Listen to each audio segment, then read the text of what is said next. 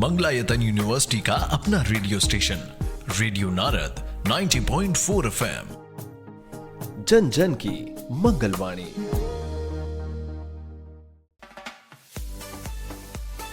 स्वागत है दोस्तों, रेडियो नारद 90.4 FM से मैं हूं आपके साथ आरजे याशी और कार्यक्रम शुरू हो गया है सेहत सही लाभ कई। जी हाँ, एक ऐसा शो जिसमें आपको आपकी स्वास्थ्य से जुड़ी महत्वपूर्ण जानकारियां मिलती हैं। आज हम आपके सामने एक ऐसा ही विषय लेकर आए हैं। दोस्तों, क्या आपको पता है कि हमारे जीवन की कई बड़ी स्वास्थ्य समस्याओं का संबंध केवल बीमारी से नहीं बल्कि सही समय पर लिए गए छोटे से फैसले से भी होता है। क्या आपने कभी सोचा है कि परिवार का आकार, माँ का स्वास्थ्य, बच्चों का भविष्य और देश का विकास आखिर एक दूसरे से कैसे जुड़े हैं? इन सभी सवालों के जवाब आज हम जानेंगे एक विशेषज्ञ से, जो वर्षों से भारत में जन स्वास्थ्य और परिवार नियोजन के क्षेत्र में अपना महत्वपूर्ण योगदान दे रहे हैं। दोस्तों, आज विश्व जनसंख्या दिवस के इस अवसर पर हम बात कर रहे हैं PSI यानी पॉपुलेशन सर्विस इंटरनेशनल इंडिया के एग्जीक्यूटिव डायरेक्टर मुकेश कुमार शर्मा जी से, जिनसे हम बात करेंगे जनसंख्या, परिवार नियोजन, मातृ एवं शिशु स्वास्थ्य, युवाओं की जागरूकता और स्वस्थ भविष्य से जुड़ी कई महत्वपूर्ण मुद्दों पर जानकारी। तो आइए आज का एक खास कार्यक्रम शुरू करते हैं। उससे पहले मुकेश जी, आपका बहुत बहुत स्वागत है रेडियो नारद में। यशिका जी, आपको, रेडियो नारद को और सभी श्रोताओं को बहुत बहुत नमस्कार। मुकेश जी, आज भारत दुनिया का सबसे अधिक आबादी वाला देश है। ऐसे में सबसे बड़ी चुनौती सिर्फ जनसंख्या बढ़ना है या लोगों को बेहतर स्वास्थ्य सेवाएं उपलब्ध कराना है? ये आज सचमुच एक सोचने वाली बात है हम सबके लिए। और ये कहना कि ऐसी में जनसंख्या एक चुनौती है शायद अपने आप में पर्याप्त नहीं होगा। हमें ये समझना पड़ेगा कि जिस तरह से महिला, पुरुष, बच्चे, युवा, युवतियों सबकी संख्या बढ़ती है, उसी अनुपात में उनके लिए साधन, संसाधन और अन्य सेवाओं का बढ़ना बहुत ही आवश्यक होता है। स्वास्थ्य सेवाएं उसमें बहुत अहम भूमिका निभाती हैं। हम सब जानते हैं कि हम सबकी इच्छा है, कल्पना है और प्रयास है कि 2047 में जब हम अपने आजादी की 100वीं वर्षगांठ मना रहे होंगे, तब हम एक विकसित भारत के रूप में जाने जाएं। और ये बहुत ही महत्वपूर्ण हो जाता है, बहुत ही गर्व वाली बात हो जाती है कि अगर हम स्वस्थ विकसित भारत के रूप में जाने जाएं, तो स्वास्थ्य एक बहुत बड़ी उपलब्धि होगी अगर हम हर उम्र वर्ग के लोगों को स्वस्थ रख सकें और उनको स्वस्थ रखने के लिए बेहतर उपाय कर सकें। हमारी अपनी भूमिका भी हो, सरकार की भी भूमिका हो और जितने भी स्टेक होल्डर्स हैं जो स्वास्थ्य में काम करते हैं उन सब की भूमिका हो। तो जनसंख्या एक चुनौती होगी, लेकिन उस चुनौती से लड़ने के लिए हमारे पास संसाधन भी होंगे और स्वस्थ संसाधन होंगे। ये समझना जरूरी है कि स्वास्थ्य हर काम में, हर कार्य में, हर सफलता में एक महत्वपूर्ण भूमिका निभाता है। जी, वहीं सर, ग्रामीण क्षेत्रों में आज भी परिवार नियोजन को लेकर कई भ्रांतियां और झिझक देखने को मिलती हैं। इन्हें दूर करने के लिए सबसे प्रभावी तरीका क्या हो सकता है? Population services international India Bharat के शहरी क्षेत्रों में और ग्रामीण क्षेत्रों में कार्य कर रहा है, सरकार को सहायता कर रहा है। हम दोनों मिलकर काम करने की कोशिश करते हैं कैसे लोगों तक ज्यादा से ज्यादा स्वास्थ्य सेवाएं, खासकर परिवार नियोजन सेवाएं पहुंच सकें। एक बात बहुत स्पष्ट है कि हम जैसे जैसे उन क्षेत्रों में पहुंचते हैं जो हार्ड टू रीच है या जहां बहुत मुश्किल से पहुंचते हैं, जहाँ पे शैक्षिक स्तर है तो बट उस लेवल पे नहीं है, उस स्तर पे नहीं है जहाँ पे सारे इन्फॉर्मेशन उनके पास हो, वहाँ पे परिवार नियोजन को लेके बहुत सारी भ्रांतियां विद्यमान होती हैं। और भ्रांतियों में भी ऐसी भ्रांतियां होती हैं जो हम किसी के कहे पे, किसी के सुने पे और किसी के अनुभव के आधार पर देख पाते हैं वहाँ पे। जैसे कुछ भ्रांतियां ऐसी होती हैं कि अगर परिवार नियोजन पुरुष अपना लेता है या पुरुष अपनी नसबंदी करा लेते हैं तो उनकी अपनी शक्ति कम हो जाती है, जो पूर्ण रूप से एक भ्रांति है। अगर हम आयुषी लगवाएंगे तो वो यूटेरस में जाने, मतलब वो जहाँ लगनी चाहिए वहां पे जाओ कहीं और चली जाती है। ये भी पूरी तरह से भ्रांति है। तो ऐसी कई सारी भ्रांतियां हैं जो किसी के सुनने से या गलत इन्फॉर्मेशन के चलते होती हैं, लेकिन इनको दूर करने के प्रभावी तरीके भी हैं। हम सब जानते हैं कि भारत सरकार की तरफ से जो राष्ट्रीय स्वास्थ्य मिशन है, उसके तहत हमारी आशा दीदी, आंगनवाड़ी वर्कर दीदी और एएनएम दीदी की पहुंच हर घर तक है। आशा दीदी और आंगनवाड़ी दीदी की पहुंच तो हर घर तक है और उनको अच्छे से प्रशिक्षण दिया भी जा रहा है और उन्हें ज्यादा प्रोत्साहित करके लोगों तक ये जानकारी पहुंचाना बहुत ही आवश्यक हो जाता है कि परिवार नियोजन हमारे लिए होता है, हमारे परिवार के लिए होता है, हमारे परिवार के भविष्य के लिए होता है, परिवार की शिक्षा के लिए होता है, परिवार के विकास के लिए होता है। और जब ये सूचनाएं सही तरीके से, सही माध्यम से सही लोगों तक पहुंचती हैं, तब इन सबको जितनी झिझक होती है, जितने मन में आशंकाएं होती हैं, वो सब दूर की जा सकती हैं। सबको सजग रहना पड़ेगा और जो इम्पोर्टेंट और सही सूचना होती है वो सूचना उन तक पहुंचानी होती है। और इसमें जो सरकार के द्वारा नियुक्त ये कार्यकर्ता है, समुदाय स्तर पे कार्य करते हैं, वो बहुत ही मददगार होते हैं। इसके अलावा सोशल मीडिया बहुत इंपॉर्टेंट रहता है, जैसे व्हाट्सएप आजकल सबके पास होता है।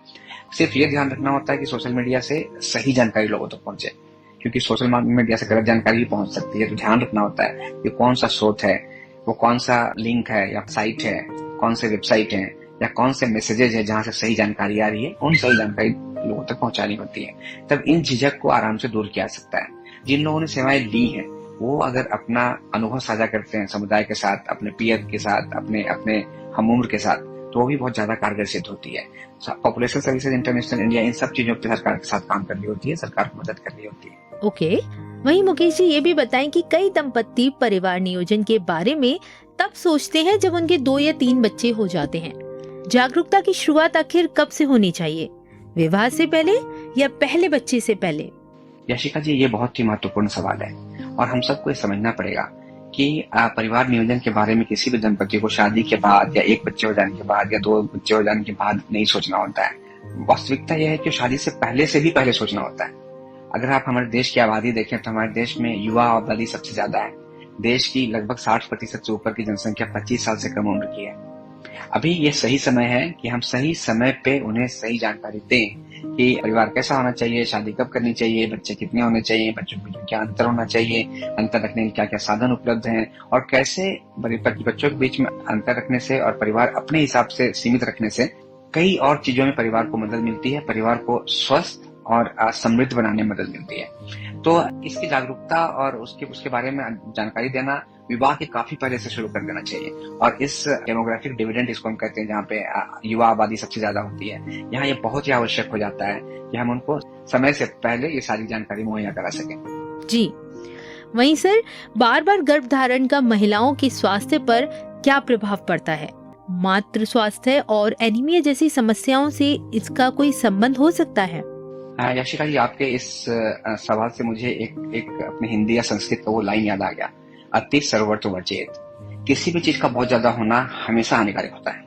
और ये तो हम गर्भावस्था की बात कर रहे हैं, माँ के गर्भवती होने की बात कर रहे हैं। तो हमें ध्यान रखना है कि बार बार गर्भधारण से महिलाओं के स्वास्थ्य पर तो असर पड़ेगा ही। तो बार बार गर्भधारण करने से बचने के तरीके उपलब्ध हैं, साधन उपलब्ध हैं। सारे सरकारी स्वास्थ्य केंद्रों पे, आंगनवाड़ी दीदी के पास, आशा दीदी के पास, एएनएम दीदी के पास, सारे अस्पतालों में ये सब साधन मुफ्त में उपलब्ध हैं, बिना किसी पैसे के उपलब्ध हैं। सिर्फ ये आवश्यकता होती है कैसे हम उसकी जानकारी लें। एक बात तो निश्चित ही है कि अगर बार बार गर्भावस्था होती है, बार बार अनचाही गर्भावस्था होती है, तो स्वास्थ्य पे तो काफी असर पड़ता ही है। एक महिला का शरीर, उसके शरीर के जो अंदर उसका यूटेरस है, गर्भाशय है, इन सबको तैयार होने, बच्चे के तैयार होने में समय लगता है। और उसको अगर बार बार उसको गर्भावस्था होगी तो उसके स्वास्थ्य पे तो असर पड़ना ही पड़ना होता है। और यकीन मानिए आज के समय में और इतने सारे सरकारी और गैर सरकारी प्रयासों के साथ हर साधन आपके घर के बिल्कुल नजदीक उपलब्ध है। आवश्यकता है सही जानकारी की और सही समय पर जानकारी की। जी सर, वहीं किशोर और युवाओं को प्रजनन स्वास्थ्य यानी रिप्रोडक्टिव हेल्थ और सही जानकारी देना क्यों जरूरी है, और ये भी बताएं कि परिवार और समाज इसमें क्या भूमिका निभा सकता है। इस विषय पर हमारे श्रोताओं को जानकारी दें। अभी थोड़ी देर पहले हम लोग डेमोग्राफिक डिविडेंड के बारे में बात कर रहे थे और उसका बहुत सीधा संबंध भारत की जनसंख्या से है। भारत विश्व में अभी एक ऐसा देश है जहाँ पे युवाओं की जनसंख्या सबसे ज्यादा है। और मैं फिर से उसको दोहरा रहा हूँ कि भारत की 60% से ज्यादा जनसंख्या 25 साल से कम उम्र की है और इसमें करोड़ों की संख्या में युवा है। तो किशोर और युवाओं को प्रजनन स्वास्थ्य और रिप्रोडक्टिव हेल्थ के बारे में सही जानकारी देना अत्यंत आवश्यक हो जाता है और ये स्कूल के समय से शुरू हो जाना चाहिए। स्कूल में ही अगर मतलब शारीरिक संरचना के बारे में, शारीरिक संरचना में हो रहे बदलावों के बारे में, जब हम युवा होते हैं उस समय मन में आ रहे विचारों के बारे में, जितने विचार आ रहे होते हैं उनके समाधान के बारे में, ये सही समय होता है बताने के लिए। क्योंकि यही एक वो उम्र होती है जहाँ पे युवाओं की जो मानसिक संरचना होती है उसको सही दिशा में ढाला जा सकता है। एक गलत इन्फॉर्मेशन वहां पे जाती है, गलत सूचना जाती है तो उनके दिमाग में वो घर कर जाती है, क्योंकि वो उस समय सीख रहे होते हैं, बड़े हो रहे होते हैं, कौतूहलपूर्ण उनका व्यक्तित्व होता है, कई सारे सवाल उनके दिमाग में चल रहे होते हैं। इसलिए उस उम्र में सही जानकारी देना और रिप्रोडक्टिव हेल्थ पे सही जानकारी देना बहुत ही आवश्यक है। शरीर में जो बदलाव हो रहे होते हैं युवा के शरीर में, युवती के शरीर में, वो बदलाव अपने आप में एक ऐसी चीज होती है जिसमें कहीं ना कहीं से उसके उसके उत्तर चाहिए होते हैं कि ऐसा क्यों हो रहा है, दाढ़ी क्यों निकल रही है, मुझे क्यों हो रही है, माहवारी क्यों हो रही है, कितने दिन की होती है, माहवारी में पैड कहाँ मिलेगा, नैपकिन कहाँ मिलेंगे, इस सब चीजों की जानकारी होना बहुत ही ज्यादा आवश्यक हो जाती है।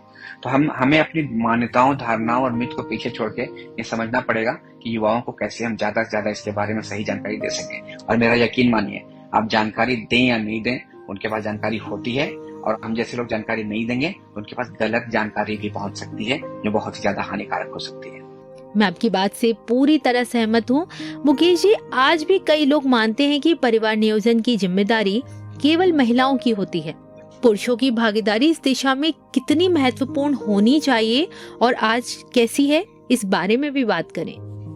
याशिका जी, यहाँ पे हमें ये ध्यान देना पड़ेगा कि यहाँ पे हम परिवार नियोजन की बात करते हैं।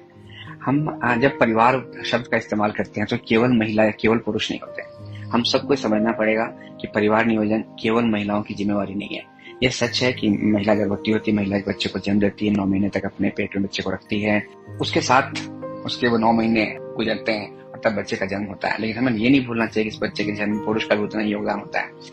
जब परिवार नियोजन की बात होती है तो पुरुष कैसे पीछे हट सकते हैं। जो परिवार नियोजन साधन है, ये बात भी सच है कि परिवार नियोजन या गर्भ निरोधकों के साधन ज्यादा महिलाओं के लिए है। महिलाओं के लिए IUCD है, महिलाओं के लिए इंजेक्टेबल है जैसे DMPA है, महिलाओं के लिए गोलियां हैं, नसबंदी है, कई सारी चीजें हैं परिवार नियोजन के साधन के रूप में। पुरुषों के लिए जो सीधा पुरुष पे अप्लाई होता है, जो सीधा पुरुष इस्तेमाल कर सकते हैं, 2 ही है, एक पुरुष नसबंदी और दूसरा है कॉन्डोम। हमें ये बात हमेशा ध्यान रखना है कि गर्भनिरोधक साधन का इस्तेमाल जो भी कर रहा होता है, चाहे वो पुरुष कर रही हो या महिला कर रही हो, वो एक परिवार कर रहा होता है, हस्बैंड वाइफ साथ में कर रहे होते हैं, और इससे महिला गर्भवती होने से बचती है या अनचाहे गर्भावस्था से बचती है। पुरुषों का इसमें बहुत ज्यादा रोल होता है। वो ज्यादा साधन वो अपना सकते हैं जो उनके लिए अपनाने के लिए बहुत ही आसान है। जैसे कॉन्डोम बहुत ही आसान साधन है उसका, उसी तरह से पुरुष नसबंदी बहुत ही साधारण सिंपल है।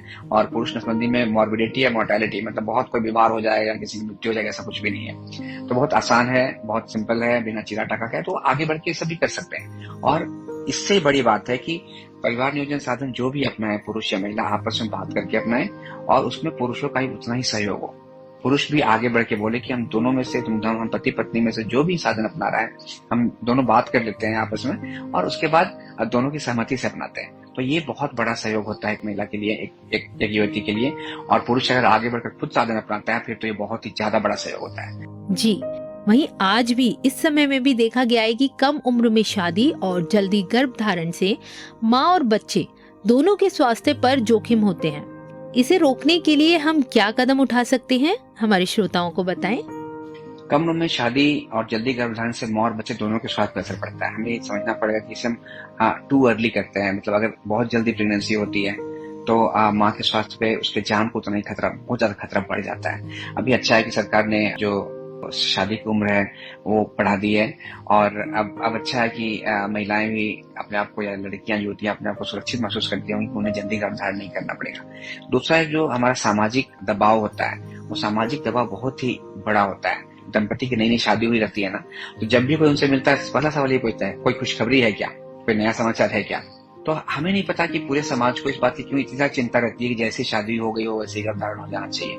हमें लगता है कि जब युवक और युवती जब वैवाहिक जीवन में आते हैं तो उन्हें एक दूसरे को समझने के लिए, एक दूसरे के साथ जीवन बिताने के लिए, अपने भविष्य को प्लान करने के लिए, अपने बच्चों को प्लान करने के लिए, अब कुछ धन इकट्ठा करने के लिए, इन सब के समय देना होता है। अब इस रिश्ते को समझने के लिए समय देना होता है। उसके बाद होता है कि अब उन्हें अपनी मर्जी से कब बच्चे चाहिए ये तय करें और उस दिशा में आगे बढ़े। ये बहुत ही जरूरी है कि एक तो कम उम्र में शादी नहीं होनी चाहिए, जो निर्धारित उम्र है उससे ऊपर की उम्र में शादी होनी चाहिए। तो हम समाज का प्रेशर, परिवार का दबाव जितना कम बनाए जल्दी बच्चे के लिए, उतना ही अच्छा होता है दंपति के लिए। और माँ और बच्चे दोनों के स्वास्थ्य का खास ख्याल रखना होता है, और वो इसी से आता है कि उसकी शादी निर्धारित उम्र सीमा के बाद ही हो और बच्चे जल्दी ना हो, उनकी अपनी मर्जी से हो, साधन वो अपनी मर्जी से अपनाएं। बच्चे का ये दंपति तय करे कि उन्हें कितने बच्चे चाहिए और कब चाहिए। तो इससे उनका स्वास्थ्य काफी सुदृढ़ होता है। जी सर, वहीं डिजिटल युग में सोशल मीडिया पर स्वास्थ्य से जुड़ी गलत जानकारी तेजी से फैलती है। ये तो आपने भी महसूस किया होगा। लोग सही और भरोसेमंद जानकारी कैसे पहचाने, इस विषय पर भी बताएं। देखिए, ऐसे कहा जाता है ना, विज्ञान है विकास तो विनाश की कहानी भी। तो अगर अगर आप जो अणु होता है उसका इस्तेमाल विकास के लिए करते हैं तो विकास है, और एटम बम का इस्तेमाल करते हैं तो विनाश होता है। ऐसे ही हर क्षेत्र में अगर सोशल मीडिया चारों तरफ भी है, आपके फिंगर टिप्स पे है, हाथों में है, मोबाइल में, मुट्ठी में है, आपकी उंगलियों पे है, ये बहुत जरूरी हो जाता है कि हम सही जानकारी कहाँ से लें। एक चीज बहुत सीधी सीधी है कि अगर कोई भी वेबसाइट या मैसेज सरकारी तंत्र से आता है तो वो सही होता है और उसमें गलती की गुंजाइश नहीं होती। कई जगह से उसे फिल्टर करके और चेक करके तभी भेजा जाता है, टेस्ट करके तभी भेजा जाता है। ये पहली बात है। दूसरी बात है कि जो अलग अलग विभाग होते हैं उस विभाग से अगर आता है कोई संदेश और मैसेज, वो भी अच्छा होता है। तीसरा होता है कि किसी भी चीज की प्योरिटी को, करेक्टनेस को चेक करने के लिए आप संबंधित लोगों से बात कर सकते हैं, आप आशा से बात कर सकते हैं, आप एएनएम से बात कर सकते हैं, जो हेल्पलाइन नंबर है राष्ट्रीय स्वास्थ्य मिशन का वहां कॉल कर सकते हैं। बहुत सारी संस्थाएं काम कर रही होती हैं, उनके अगर हेल्पलाइन नंबर है वहां पे बात कर सकते हैं। तो इन सब जगहों से आपको आसानी से सही जानकारी मिलती है। सोशल मीडिया में और मीडिया पे ये ध्यान रखना होता है कि गलत जानकारियां भी होती हैं और वस्तुतः लोगों को किसी को भी गलत जानकारी उस पर नहीं डालनी चाहिए। फिर भी अगर लोग डालते हैं तो उसे बहुत इंटरेस्ट लेकर पढ़ने, उसका अनुपालन करने और समझने की ज्यादा कोशिश नहीं करनी चाहिए और यह संदेश युवाओं में जाना चाहिए। अच्छा, स्थिरता की बात करें तो पीएसआई इंडिया समुदाय स्तर पर जनसंख्या स्थिरता, मातृ एवं शिशु स्वास्थ्य और परिवार नियोजन के लिए कौन कौन से प्रमुख प्रयास किए जाते हैं?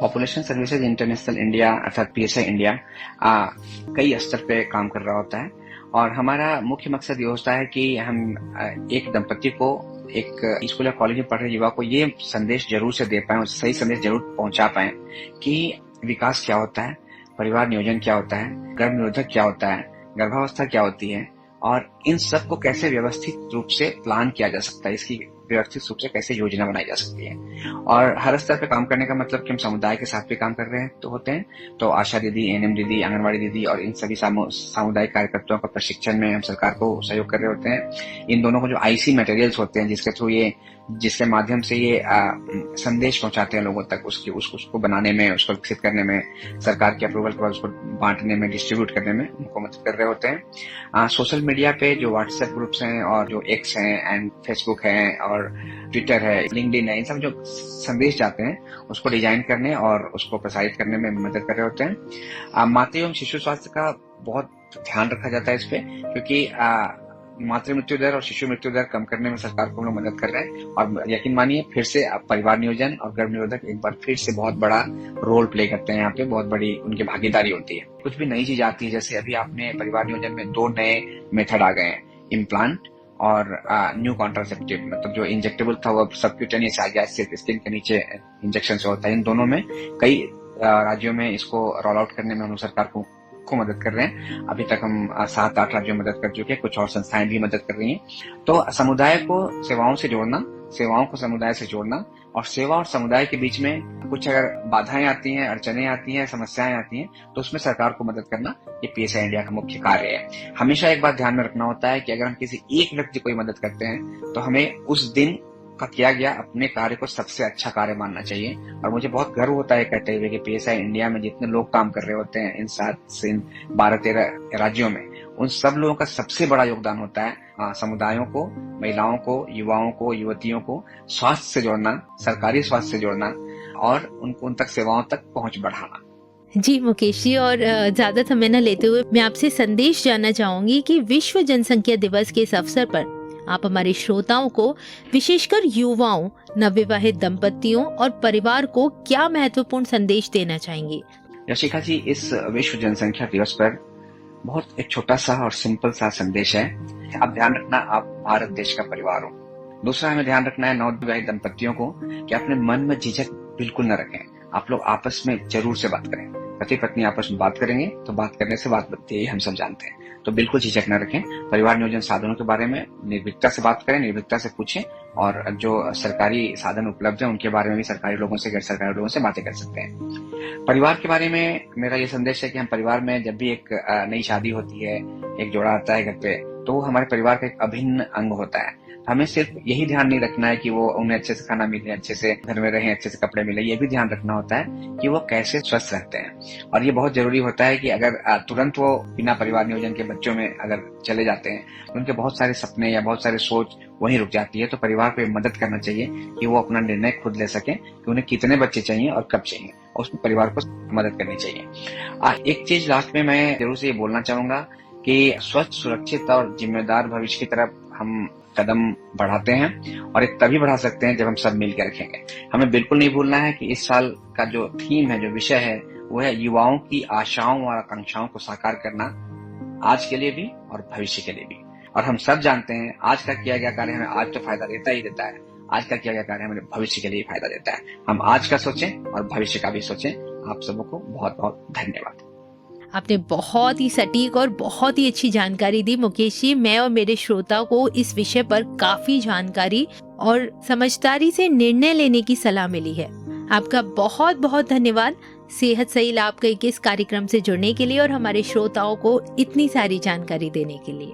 धन्यवाद यशिका जी, और सभी श्रोताओं को भी बहुत बहुत धन्यवाद। इसी के साथ दोस्तों याद रखिए, एक स्वस्थ परिवार ही एक स्वस्थ समाज और सशक्त राष्ट्र की नींव होता है।